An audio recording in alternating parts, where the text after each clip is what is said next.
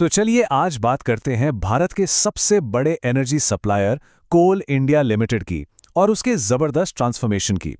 ये एक ऐसा बदलाव है जो आने वाले कल में भारत के लिए बहुत बहुत जरूरी होने वाला है। कहानी की शुरुआत करते हैं इस एक नंबर से 55%।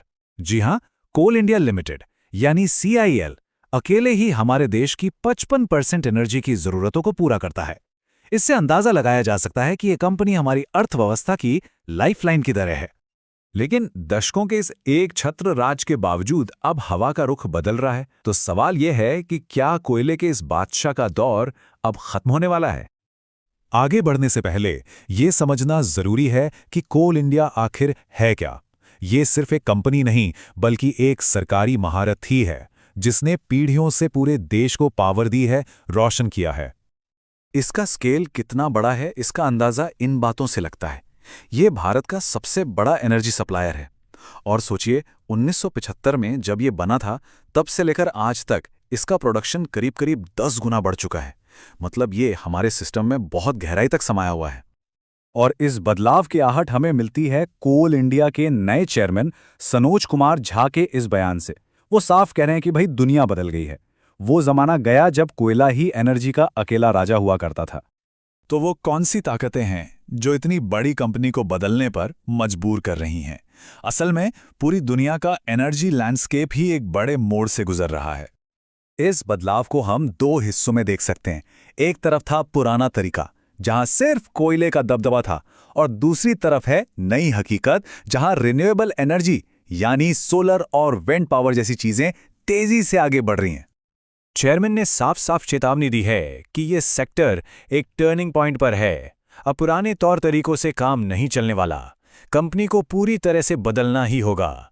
यहीं से कायाकल्प की ये कहानी शुरू होती है। तो इस बड़ी चुनौती से निपटने के लिए CIL का प्लान क्या है? उन्होंने एक 3 पिलर स्ट्रैटेजी बनाई है। ये एक तरह से 21वीं सदी में बने रहने के लिए कंपनी का सर्वाइवल प्लान है।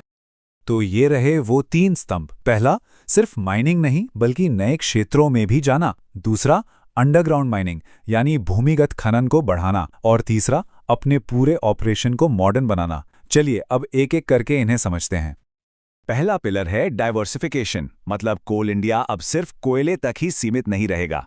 ये सोलर और विंड पावर में जा रहा है, कोल गैसिफिकेशन प्रोजेक्ट्स लगा रहा है, यानी कोयले को सीधे गैस में बदलने की टेक्नोलॉजी, और तो और क्रिटिकल मिनरल्स के सेक्टर में भी एंट्री कर रहा है। दूसरा पिलर है अपने मेन काम यानी माइनिंग को ही और बेहतर बनाना। कंपनी अब अंडरग्राउंड माइनिंग पर ज्यादा जोर दे रही है। इसके लिए नई टेक्नोलॉजी, नए इक्विपमेंट और कर्मचारियों को बेहतर ट्रेनिंग दी जा रही है। और लक्ष्य देखिए, कोई छोटा मोटा नहीं है। 2035 तक अंडरग्राउंड माइन से 100 मिलियन टन यानी 10 करोड़ टन कोयला निकालने का टारगेट रखा गया है। ये कंपनी के इरादों को साफ दिखाता है। और तीसरा और आखिरी पिलर है मॉडर्नाइजेशन।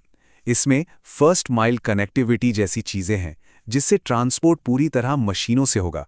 साथ ही सरफेस माइनर्स और एक integrated command and control centre जैसी टेक्नोलॉजी से एफिशिएंसी को बढ़ाया जा रहा है।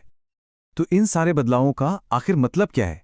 सीधा मतलब यह है कि कोल इंडिया अब सिर्फ कोयला निकालने वाली कंपनी की पहचान से आगे बढ़ना चाहती है।